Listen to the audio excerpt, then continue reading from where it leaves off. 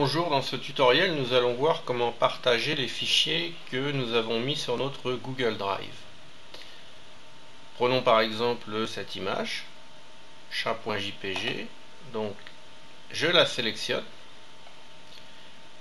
et je vais cliquer sur ce petit icône. L'icône donc partagée. Alors, ce qu'il va falloir, c'est déterminer les droits d'accès, on pourrait dire. Donc, par défaut, il est en privé, mais en fait, vous avez plusieurs choix possibles. Donc, vous pouvez modifier ça ici.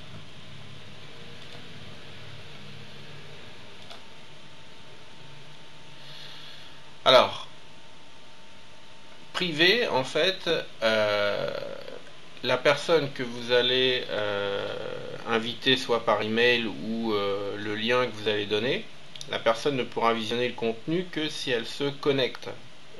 Donc elle se connecte avec son compte Gmail. Du coup, si elle n'a pas de compte Gmail, elle ne pourra pas voir le contenu. Donc ça, c'est option privée. La deuxième option, tous les utilisateurs disposant du lien, dans ce cas-là, n'auront pas besoin de se connecter. Si on les invite par mail ou si on leur envoie le lien, l'URL, ils pourront accéder au contenu. Voilà, mais il faut les inviter par mail ou il faut qu'ils aient le lien, sinon évidemment ils ne vont pas trouver votre contenu. Par contre, la première option, public, là, le lien est disponible par une recherche, le contenu est disponible par une recherche. Donc là, tout le monde peut potentiellement voir le contenu. Alors prenons par exemple tous les utilisateurs disposant du lien. Donc là, ça peut être intéressant parce que si vous mettez le lien, donc peu importe, sur un site internet ou par boîte email, donc les personnes peuvent voir le contenu même si elles ne sont pas sur Gmail.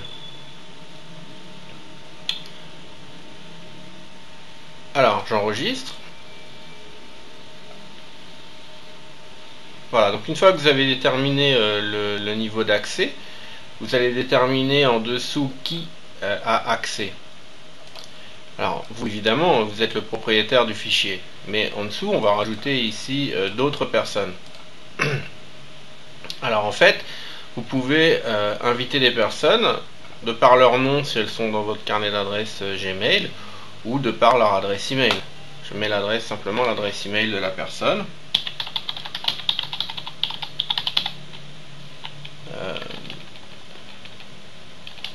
On va mettre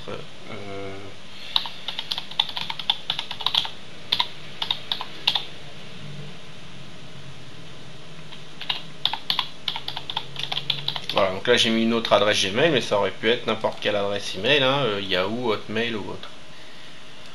Ensuite, je vais déterminer si je veux que la personne puisse modifier ou simplement voir le contenu. Donc consultation autorisée, elle ne pourra pas le modifier. Alors ça, ce sera plutôt pour les documents concrets dans Google Documents. Nous verrons ça dans le prochain tutoriel. Si elle peut aussi consulter et mettre des commentaires dans le document, ou si elle peut modifier donc le document.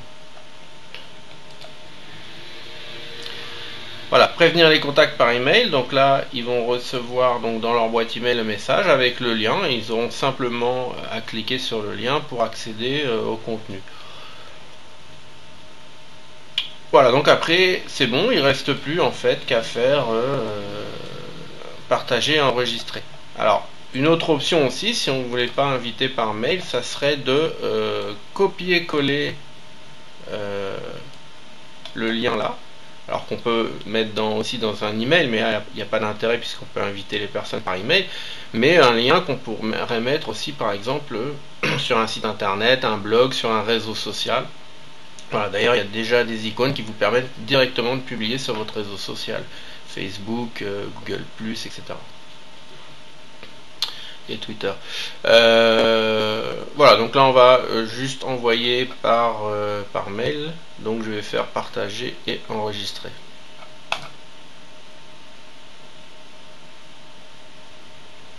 et je fais OK pour confirmer. Alors vous voyez que c'est rajouté ici, utilisateur 1, modification autorisée. Je peux encore décider de changer les droits à n'importe quel moment en revenant dans le partage.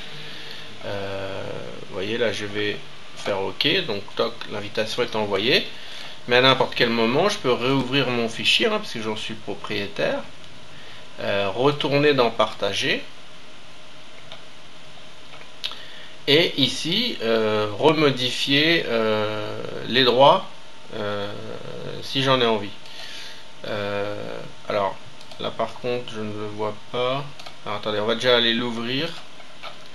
Donc je vais me reconnecter dans l'autre compte.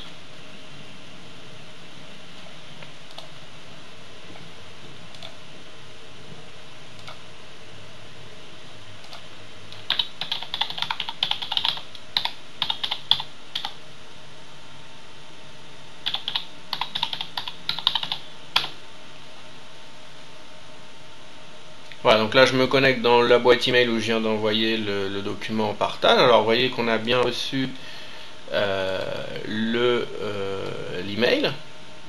On va l'ouvrir.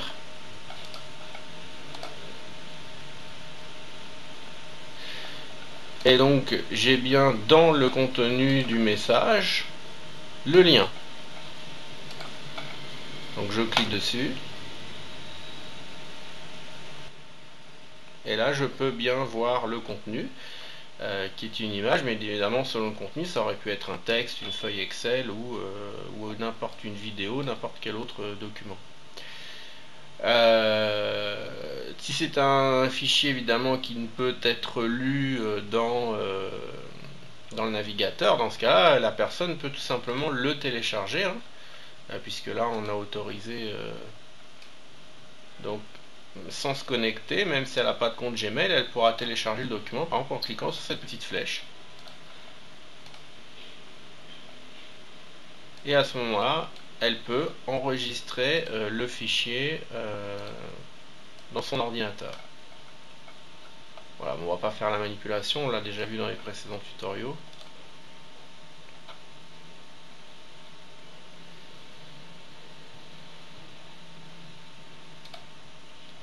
Alors, je crois qu'on a à peu près fait le tour. On va vérifier rapidement.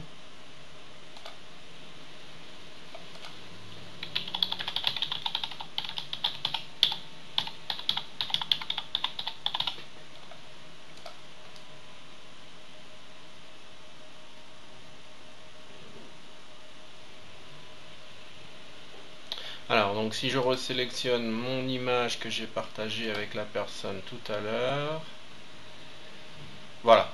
Donc là, vous voyez, j'ai resélectionné l'image et j'ai réouvert ma fenêtre de partage en cliquant sur partager.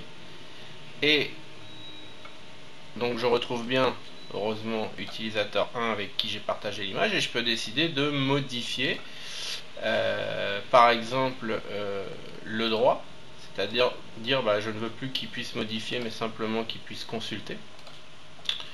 Je peux aussi le supprimer du partage, dans ce cas là il n'aura plus accès au contenu, donc le lien ne sera plus effectif. En cliquant sur la petite croix, dans ce cas là je le supprime. Ou je peux tout simplement inviter d'autres personnes en retapant ici les noms, les adresses mail, etc. Voilà. Donc je peux remodifier mes éléments de partage quand je le veux.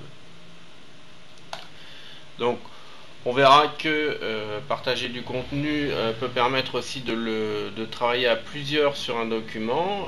Ça c'est notamment Google Document que je vous présenterai dans le prochain tutoriel. Merci, à bientôt.